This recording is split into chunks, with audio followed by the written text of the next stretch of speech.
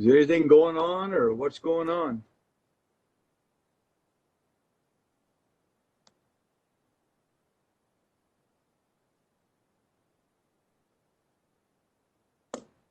Tom, can you hear me?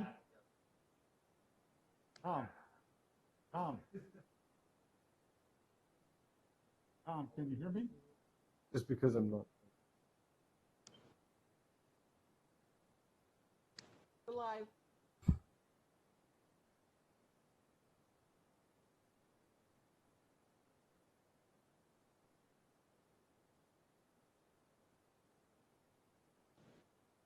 I just gave him a thumbs up.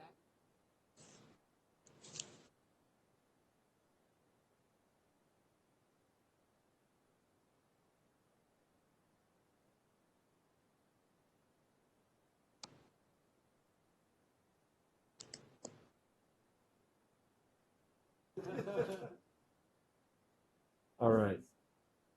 Roll. Okay, this meeting of the Madera County Board of Supervisors is now called to order, and are there any additions to the agenda? I have no additions. County Council, would you read closed session into the agenda?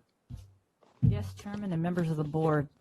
There are 5 items for your closed session discussion today. The first is conference with your labor negotiator pursuant to Government Code Section 54957.6, and the agency designated representatives are Director Gomez and Michelle May. The employee organization are all units. You have conference with your legal counsel under a threat of anticipated litigation under Government Code Section 54956.9, and under that same section, subsection D1, you have 2 existing litigation matters to consider today. The names of the cases are Dela Cruz versus Vermeulen, the County of Madera, and also Henson versus Schaefer, County of Madera. And the last item is under Government Code Section 54957 to consider the public appointment and employment of the Chief Clerk of the Board. Thank you. Okay, are there any comments from the public on this item, either by email or by any other means? I have no public comment for closed session. Okay. Seeing no public to make comment, we'll retire to closed session.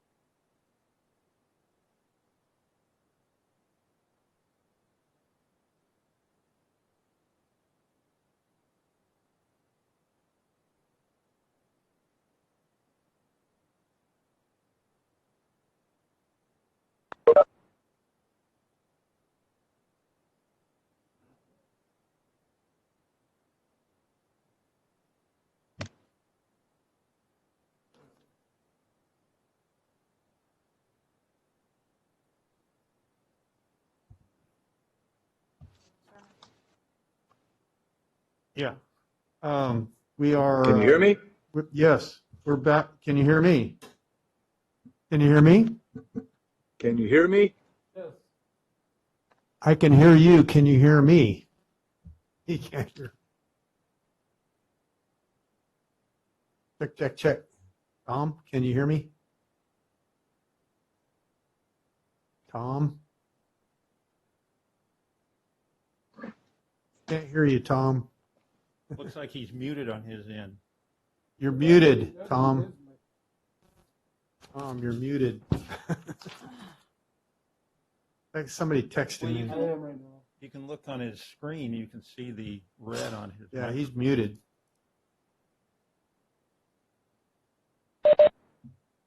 Okay, can you hear us now, Tom? Now I can. Yep. Okay, I very couldn't good. before. Thank you. That was on our end. Yeah. Oh, thank you, buddy. Okay, no worries. Roll call, please.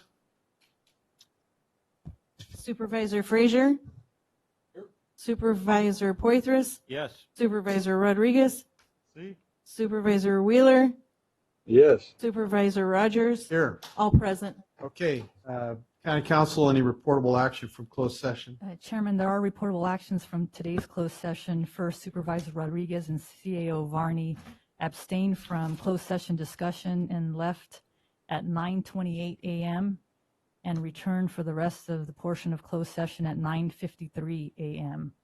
Also, on a motion by Supervisor Frazier, seconded by Supervisor Rodriguez, there was a unanimous 5-0 vote in favor of approving a settlement and release agreement between the county and Caves and Associates,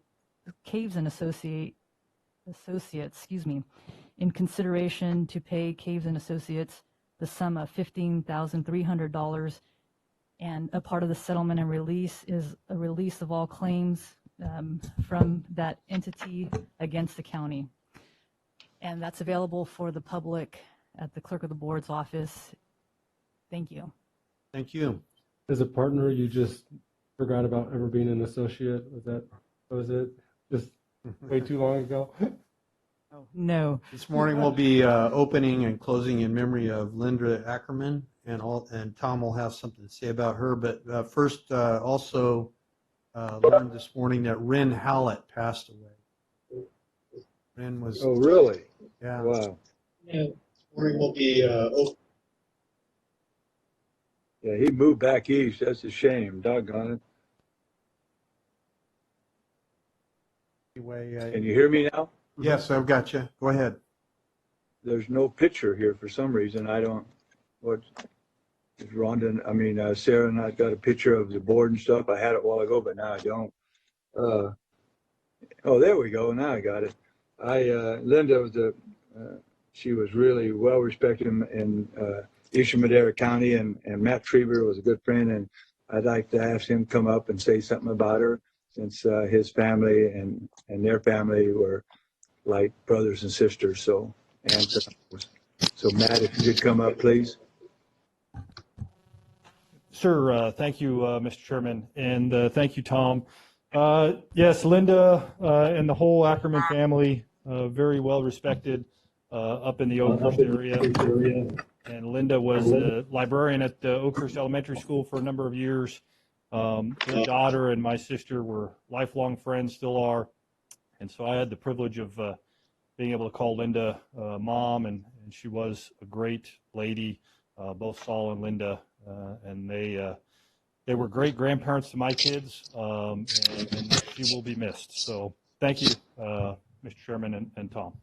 Thank you. Anyone like to say anything about Ren? Ren, I just say Ren was really a good guy. He helped so many. He started that the flight back to Washington, for veterans. Yeah. And he came up to our Rotary meeting about every quarter to raise money. And I don't know how many he sent back, but him and his group did a lot for our veterans. So Yeah. I can't thank him enough, boy. Yeah, to talk about rent, there's a lot of times there's, as a local business, we get a lot of times these firms that come in trying to raise money for local organizations, and usually police or veterans. and a lot of times that money never really sees those organizations. It gets stuck with whoever's raising the funds, and a small portion goes there. And so when we first met Ren, kind of thought the same thing, but talking with these organizations, he made sure that that money was going to those organizations, getting into the hands of the people that you were actually donating to. And that just says a lot about him and his character. You always knew you were going to be asked for some money when you talked to Ren, but that was fine because you knew it was going to the right places. So he'll be missed. He did a lot of great things, and just always appreciated his positivity and his Hawaiian shirts. Yeah, exactly. I I also got just one on today, see? on a positive thing, I just wanted from this just to wish Audrey Stock a happy 90th birthday, one of the founding mothers of the Golden Valley Unified School District, and her, what she's done for that area will is just continuing to grow. And so happy 90th birthday, Audrey Stock. Well, she did. When they split from Shawanakee up there, they did nothing but grow. Yeah. And Madera, they did that too. So happy birthday. Anyone else? If not, we're going to have the invocation by Father John with St. Joachim's. And I'm going to ask, I'll think of that in a second. Go ahead. O God of infinite goodness and love, Father, Son, and Holy Spirit, you are the creator and sustainer of our lives. In you we trust.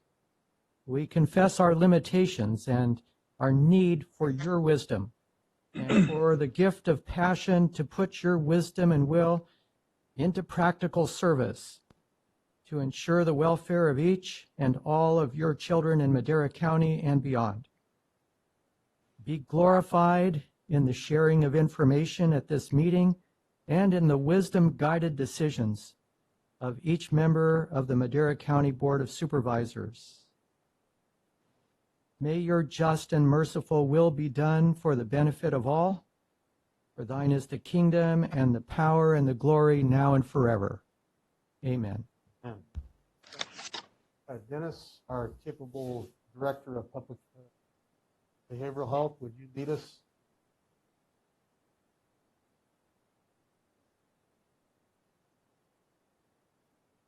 To the flag of the United States of America, and to the republic for which it stands, one nation, under God, indivisible, with liberty and justice for all. Thank you, sir. Public comment.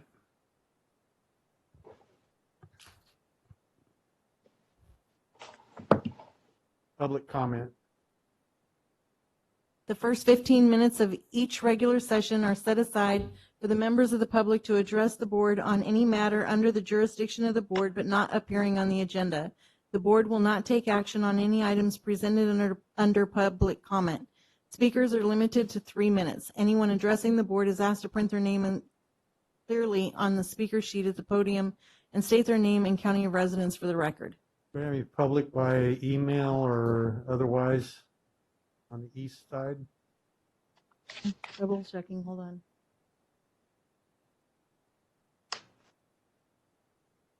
We have no public speakers. Okay, any public comment from the public that's represented here? Seeing none, bring it back to the board, and we'll go to the consent calendar. Tom, you have some questions. Yeah, on item F, I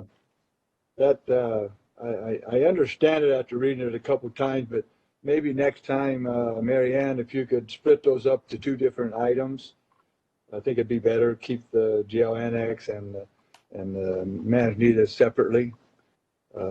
I finally fingered it all out, but Okay. and then the next one, it starts with item K. you know, these loans again for these special districts drives me crazy. I got out last year's budget because we haven't got this year's done yet, and mostly said they're going to have plenty of money this year, but yet we're loaning money up to $69,000 for those 4 districts, and I know Chickchansey, it's not Chickchansey up here, it's Chuck Chance down at in Madera, and Fairmead, I know they are struggling.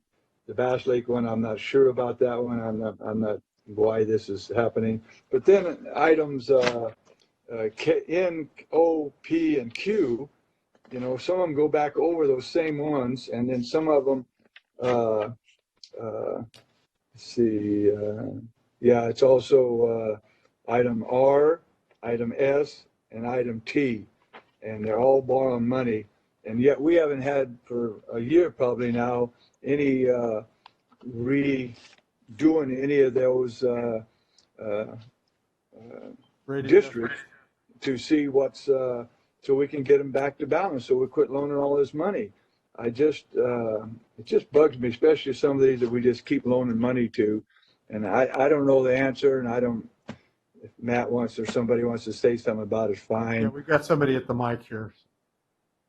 Good morning, Andrea Saldati, Deputy Director with Public Works. Good morning, Hi, Supervisor Andrea. Wheeler. Some of these are actually a budget transfer of their own funds. They are not actually cash flow loans. So O is their own money, P is their own money, and for MD95, that was actually a settlement payment for MD95. So there is no money actually being loaned. I've seen that one, right. The others are essentially unforeseen circumstances. You know, we do the best we can when we do these rate studies, but there are unforeseen circumstances. And again, like you said, Supervisor Wheeler, Chickchansey has not had a rate increase. And so we have finished their rate study at this point, and we'll be rolling it out pretty soon. Yeah. Tom, like on R for Ripperton, you know, we're waiting to get the grant from the state to be able to update that system, which would, so that we wouldn't have these kind of unforeseen deals, and their rate would accommodate what the new system would be. Yeah. On that 2A Bass Lake, Andrea, is that, have we put money in for that new tank, or is that a grant, or are they trying to, how are we going to take care of that? I mean, that thing's what, 40 years old or something. For the water tank for 2BC, that is actually calculated into the rate study, and I believe they are projected to be able to replace that in year 3 or 4 of the rate study. Oh, okay. Okay. And then, like their own dollars on O, each side of the state, they actually have their bond paid off after this year, right? Or is it next year? Yes, sir. We actually paid their loan off early this year, so they will not see any more charges for that loan.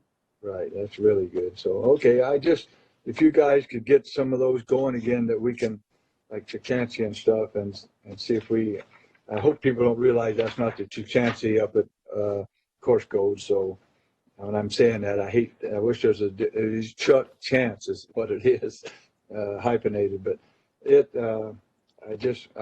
we need to try to get that. I know the times are rough right now, the way they are with all this COVID-19, but we can't stop doing these districts and get them caught up to snuff. So thank you so much, Andrea. And I know you're doing a heck of a job. So. Andrea? Yes, sir. On S, their systems, we're fixing to upgrade their system based on a grant, right? Yes, sir. And so this will be a very temporary thing. Am I right on that? For Fairmead, the need for the cash flow loan is actually due to delinquencies. Oh, okay. They have a large amount of delinquencies this year, which we can probably assume is due to some form of the pandemic. Okay. But they were actually very close. They in years prior, they haven't needed as much money. But this is just due to the delinquencies. They've got roughly $23,000 worth of delinquencies right now. Yeah, and as we David? Yeah. Is there any possibility, Andrea, that any of that COVID dollars that we get, we could help any of those things? 'Cause I remember it said that for rent and utilities and stuff. Is there any possibility we could help out some of those poor districts? Matt was actually just talking about that with me this morning. Oh. Thank you, Andrea and Supervisor Wheeler. Yeah, so we will certainly, we've had some preliminary discussions on that exact topic and subject, so we will look for those options if we're able to, because as you noted, there is dollars that the board had identified for utility assistance and payments as part of the COVID care. That works. Thank We'll you. work with the administration. Good things come from discussion. Thank you. Yeah. Okay, any questions from the public on the consent calendar? Not? Move to approve? Motion made and second, Supervisor Frazier and Poitras. Okay, so go ahead. Let's vote. Supervisor Frazier, Yes. Supervisor Poitras, Yes. Supervisor Rodriguez, Supervisor Wheeler, Yes. Supervisor Rogers. Yes. Vote passes 5-0. Okay. At this time, we'll go to our public hearings, 6A. Hearing to consider adoption of a resolution confirming the report and authorizing the auditor controller to impose liens for delinquent utility fees and charges upon those parcels within Madera County maintenance districts and service areas in accordance with the revised report.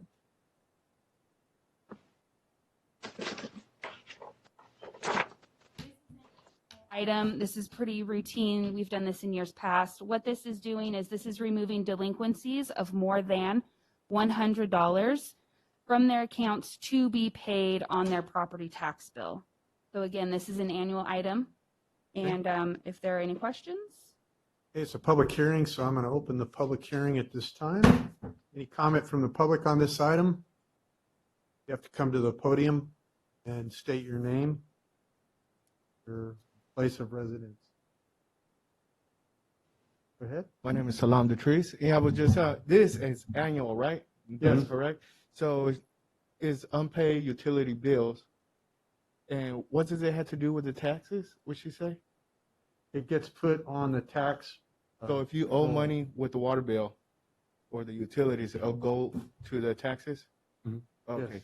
Yes. Yes. I think somewhere on the thing they were talking about they're going to put a lien on the house. The tax is a lien. Oh, the tax is a lien. Okay, thank you. I just needed to clarify. No worries. Thank you for your Yeah, so if question. the David? tax bill gets paid, Ian? then that goes away. Yeah. Right. Ian? Ian or Ian? Excuse me? Did you, are you the one that wrote that letter? It was in the backup? No, Oh, okay. Okay. Any further questions from the public on this public hearing? did you write the letter that came in? Lee? You wrote that one? Okay, He wasn't, Brett, he didn't write it? No. No, he wrote the letter, Tom. Did you have something you wanted to share related to that? Oh, I just wanted to make sure he was satisfied because I read that letter last night and he was, maybe he's okay now. That's all I care about. Okay. Any He had some any more concerns. questions from the public or comments from the public? I'm going to close the public hearing, bring it back to the board. Move to approve. Motion made. Is there a second? Second. Motion made and second by Supervisor Rodriguez. Let's vote. Supervisor Wheeler, Yes. Supervisor Rodriguez, Supervisor Frazier, yes. Supervisor Poitras. Yes. Supervisor Rogers. Yes. Vote passes 5-0. Okay, public session, item 7A. Discussion and consideration of entering into an agreement with Harris Construction Company Incorporated in the amount of $26,600,000 for architectural engineering and construction services related to the Hall of Justice Facility project and authorize the chairman to sign. Okay. Staff? Can't hear you. Good.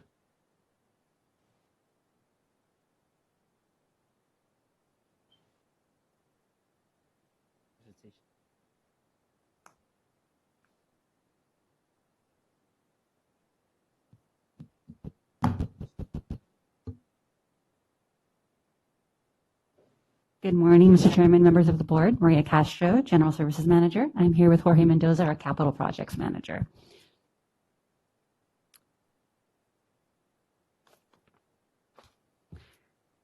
Before your board for consideration today is an agreement with Harris Construction Co., Inc. in the amount of $26,600,000 for the design and construction of the Hall of Justice facility. The three-story, 47,000 square foot building will be located on county-owned property directly across from Madera Superior Court. The facility will house the district attorney and adult probation offices. Pursuant to the agreement, the builder will have 30 months from issuance of the notice to proceed to complete the project, which we anticipate being March 2023 or sooner. As your board is aware, on July 7th, you approved lease revenue bond financing for the project, and that financing closed on July 30th, 2020. Although a contract was not in place, staff has been meeting with the builder to develop schematic design drawings, and we have included a rendering of the building and floor plans for you in this slideshow. Here we have the front rendering of the building. The building will be located on the northeast side of the property with its back facing 7th Street, which is facing the court's parking garage. Okay. Good morning, board. As Maria mentioned, we have been working with the departments and the builder and the architect on designing a floor plan that works operationally for both departments. The first floor plan here that's on the screen, it's primarily occupied by probation field staff. It has 6 interview rooms, a large day reporting room, 2 large multi-use group rooms. The lobby reception will have a level 3 ballistic rated glazing. It will also have an exterior break area. It's to note that the entire building will be equipped with a access control system and surveillance system. Next slide. Can you put that up on the screen, Sarah? It's up on our screen, Tom. But he's only still seeing us, I think. Yeah. Okay, if you can't, no biggie. So the second floor, it's a shared floor. The west side of the floor is occupied by adult probation administration and investigation staff. They'll have a large dedicated conference room, shared shower and locker rooms. Thank you. A large shared kitchen break room with built-in seating areas. A large multi-use shared training room. On the east side, it will be occupied by the DA investigation units and future growth space for the department, the Office of District Attorney. Next slide. The third floor will be occupied by the District Attorney Office, attorneys, investigators, and administration staff. There will be a large dedicated conference room, open break area with built-in counters. The reception again will be equipped with the ballistic glazing level 3. With that, we'll open it up with any questions or concerns your board may have. Thank you. Okay, any questions from the board? Is there an elevator in it? Yeah, there's 2 elevators, one public and one dedicated staff elevator. Okay. And those end deals on each end, that's the escape stairs? Yeah, there's 3 sets of flights of stairs. Okay. Okay, any more questions from the board? Yeah, this is something I wanted to make a note of, because I've gotten some people that have said, well, everything is going to Zoom now and you don't need offices. I think it's important to note that this is a very different type of building. This is something that you can't do remotely. These are offices that are absolutely imperative and are needed. And so I just wanted to make that statement on the record as to why. Good point. And that's so true, too. Yeah, some things you can't negate. Yeah. You have to have their place. Okay, any more questions from the board? Hearing none, any questions from the public, comments from the public?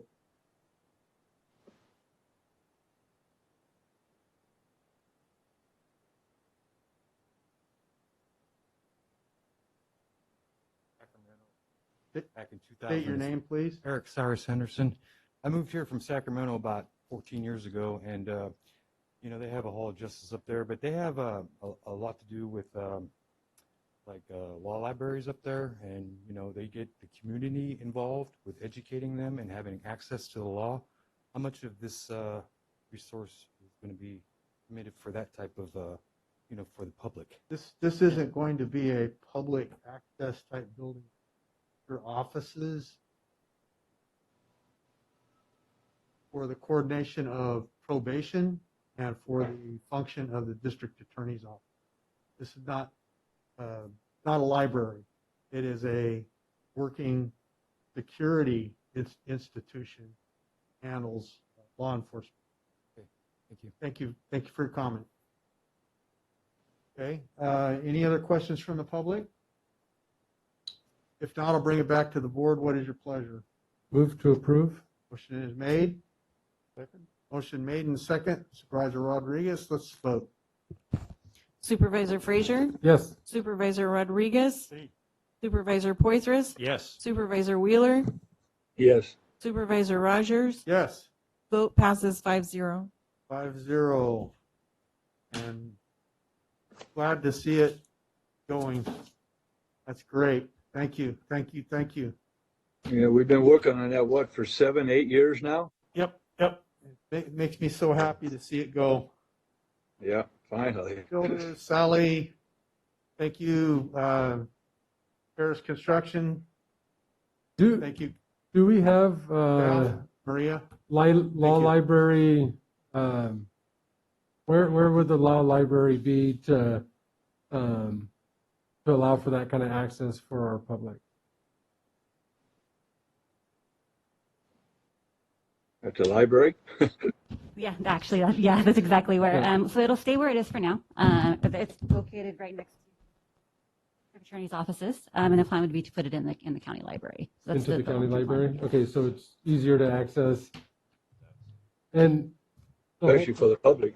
because I think the whole point of that was the DA's office has to have some level of security, and it's always been hard to access that. This out of this will create an easier access for the law library. I know that was something that was important to you. Good morning, Yeah. Sally Moreno. If I could just address this issue briefly. Currently, the law library exists. The district attorney's office is in a U shape, and in the center of that U is the law library. So we actually do have access to the law library from within the office of the district attorney. The truth is, as we look at that law library, because of our access to electronic research, and we purchase the books that we need to use on a regular basis, the penal code and those kinds of things, we don't make use of the law library. So it's much more efficient, I think, for the county to do what they're planning on doing, which is to attach that to the public library, where, again, the public can have access to it. For the most part, that library is used by people looking to represent themselves and to do the research there. But again, the vast majority of the time, there's access to that research electronically, and electronic research is more up to date and more accurate, and it's made available very economically to any member of the public who's interested. So less like the public library, which I think is important for children to learn to read and to appreciate books. Law libraries are less and less important as time goes by. Those books become obsolete, and better information is available online. Or library is a place for people to go get that access to the digital law libraries of the electronic. That's accurate too, that there are computers in there that allow people to have access. But really, I mean, I hate to say it, but with a Google search, you can find a ton on just about any issue that you're interested in. You can find good, accurate case law. Thank you. Pending legislation. Do you have any pending? Yeah, I got 2 of them. Bob's going to come on, and we got. You should have got your email yesterday All that with portion all the background on it. Actually, over the staff is actually. Go ahead, Tom. What's that? I said that Bob sent it out yesterday to everybody. Yeah. So the 2 bills, and he's going to explain to it right now what it is. I got it here in front of me. I printed it out yesterday. So. Okay, go ahead.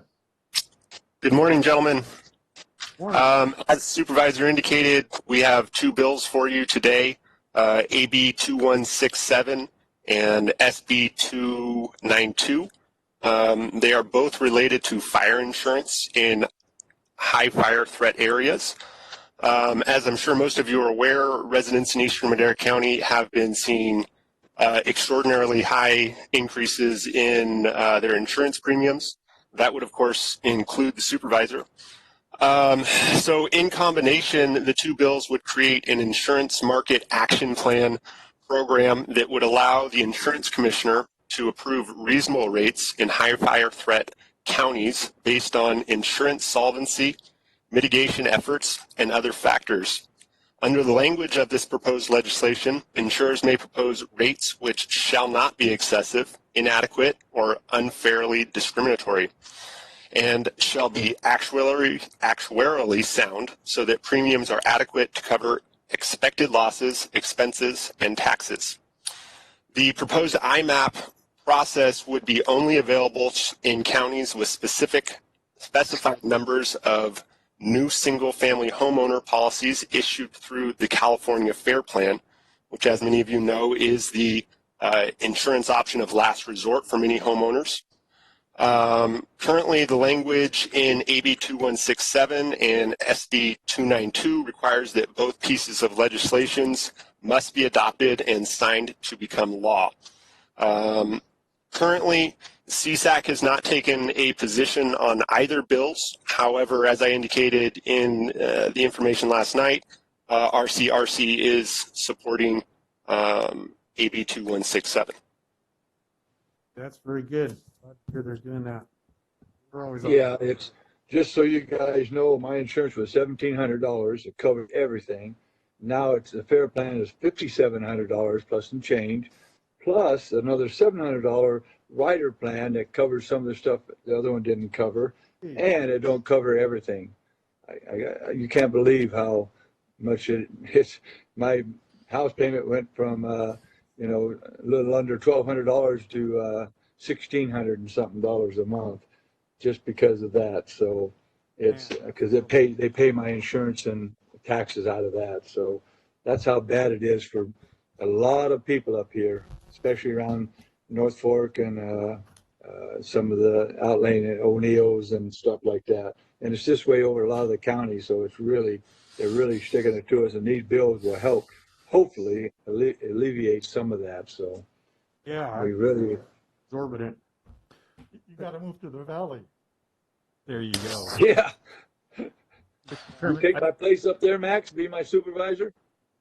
I just have a question. Why is CSAC not taking a position? It is a pretty complicated bill, and it is being viewed as controversial by some. I think the Sacramento Bee has taken a position against it, along with the insurance commissioner. So one of the big issues with the insurance companies is that they're unable to provide rate increases, so we don't have a competitive marketplace in high-risk areas.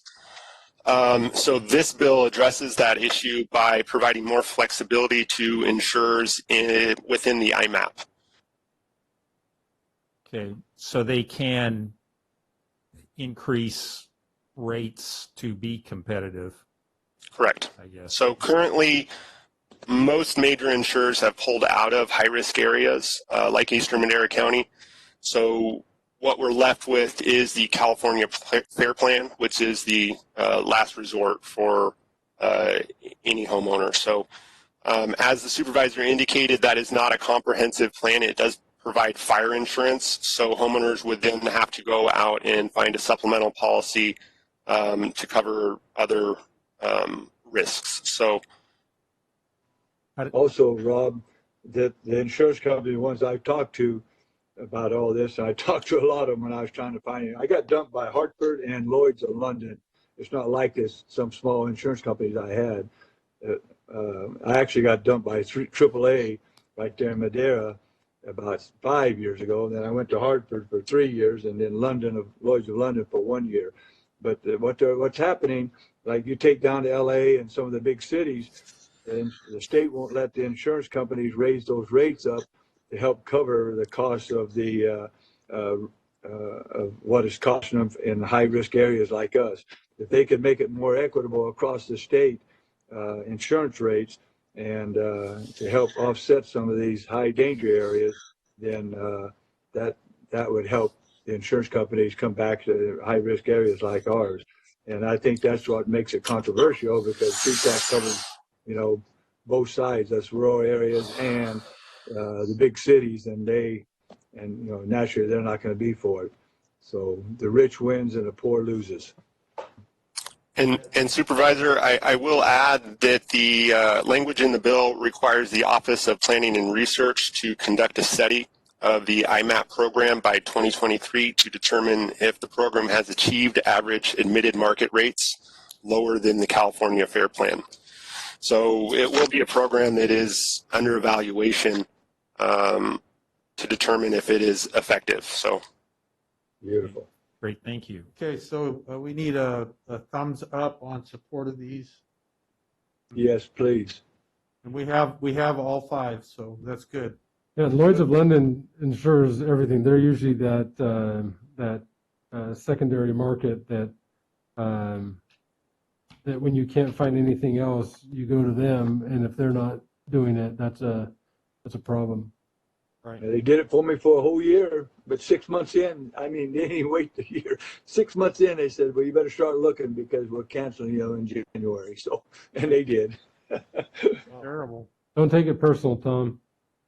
Well, I don't, because there's so many of my neighbors up here, I can't even tell you that this happened to them. And it's really hindered sales.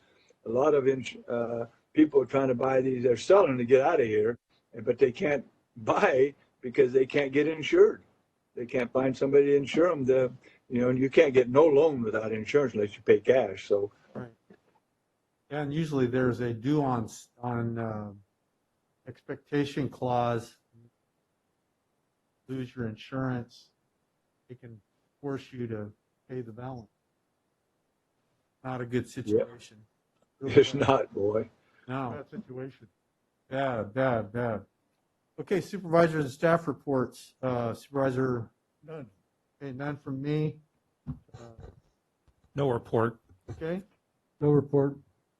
Jay? Mr. Chairman, just to advise the board that August is Child Support Awareness Month, and as such, the Child Support Services Division is hosting a lunch to honor their employees on Thursday, August 20th, which is the same day as your 1 p.m. special meeting. They'll be doing that between 12 and 1. So if 2 of you, so that there's no quorum, wish to stop by, I'm sure that the employees would appreciate that support, and that's at the North Lake Street office. That's all for my report. Thank you. Thank you. County Council? No report, Chairman. Clerk? I have nothing to report. Thank you. Okay, with that, this meeting will be adjourned. I'm sorry, Thank you, David. And I've got Tom, go one. ahead. I've got one too. Thank you to Melissa. Tom, go ahead. Okay, I just gonna comment on if you've watched me on Facebook. It's been it's 100 degrees right now out of I got a regular weather station that does the weather, wind, rain, the whole works, and it's 100 degrees out there right now. This is as hot as I've seen it up here in probably 50 years up here. It's been unbelievably. It was 130 in Death Valley the other day, the hottest temperature ever recorded on the earth. 130. Gosh. So I have one more. We had the San Joaquin River Conservancy meeting last Wednesday regarding the access Thank you. points, and we passed it 13-1.